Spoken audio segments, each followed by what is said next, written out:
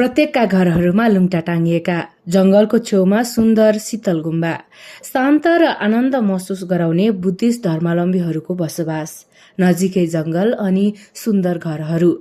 घरदैलो कार्यक्रमको 5औं दिन आज हामी पुग्यौं मिथिला नगरपालिकाको वडा नम्बर 8 का बस्तीहरू।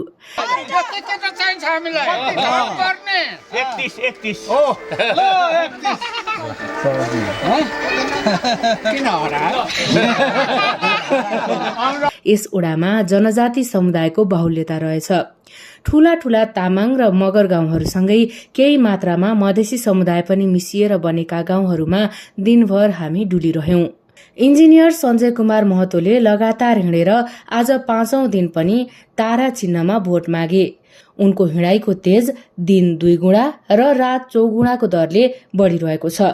उनको हिँडाइ देखेर कतिपय मतदाताहरूले त हाँस्दै भने, लो माओवादी आयो। सेतो तारा टाढैबाट देखिने रातो टोपी लगाएर उनी तेजसँग हिँडिरहेका थिए। लाग्थ्यो यो एक हावाको झोका हो।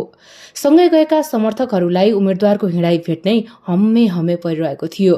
सञ्जयको ऊर्जा देखेर मतदाताहरू पनि हौसिए।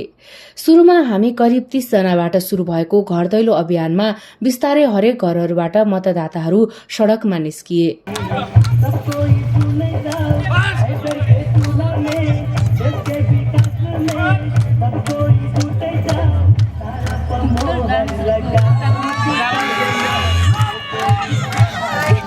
जति सकिन्छ हिँडे र युवा इन्जिनियरलाई भोट माग्न सहयोग पुर्याए। पुराना नेता देखेर वाक्क परिसकेका मतदाताहरूको अनुहारमा नयाँ युवा उम्मेद्वार देखेर एक किसिमको आशा पलाएको थियो। एक घरमा त सञ्जयलाई मतदाताले 50 रुपैयाँ दिए। उनी बच्चा जस्तै खुसी हुँदै सबैलाई 50 रुपैयाँ देखाउँदै हिँडे। यी र यस्तै मायाहरूले नै नतिजा अगावै चुनाव जितेको महसुस भएको उनको अनुभव छ। होली नजिकिँदै गरेकाले मतदाताहरूले उनीसँग होली खेल्न थालिसके। आज पनि प्रायको घरमा सञ्जयलाई अबिर, माला र खादा लगाएर स्थानीयहरूले खुसी व्यक्त गरे। झापा 5 का अहिलेका चर्चित उम्मेद्वार बालेन्द्र शाहको मामा घर पनि यही ओडामा पर्छ। आजको दिनको सुरुवात हामीले बालेन्द्रकै मामा घरबाट सुरु गर्यौं। बालेन्द्रका मामाले चियापानसँगै सञ्जयलाई अबिर र खादा लगाएर शुभकामना दिए।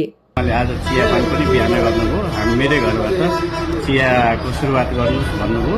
हामी पनि हिजो हामीले पार्टी हुनुहुन्छ, आज पनि हामीले पार्टी समर्थन हुनुहुन्छ र उहाँकै घरबाट सुरुवात गरौँ भनेर हो। बाटोमा रासोपाका नेता राजकिशोर महतोसँग जम्का भेट भयो। उनी ठूलो स्पिकरमा गीत बजाएर केही मानिसहरूका साथ घुमिरहेका थिए। त्यस्तै बिना उम्मेद्वार घुमिरहेका एमालेका केही कार्यकर्ताहरूले पनि युवा इन्जिनियर सञ्जय कुमार महतोलाई बाटोबाटै शुभकामना दिए। 5औं दिनको घरदैलो कार्यक्रम अन्य दिनहरूभन्दा अझै ऊर्जाशील रह्यो। हाम्रो यात्रा जारी छ। भोलि पनि हामी तपाईको घरमा आउनेछौं।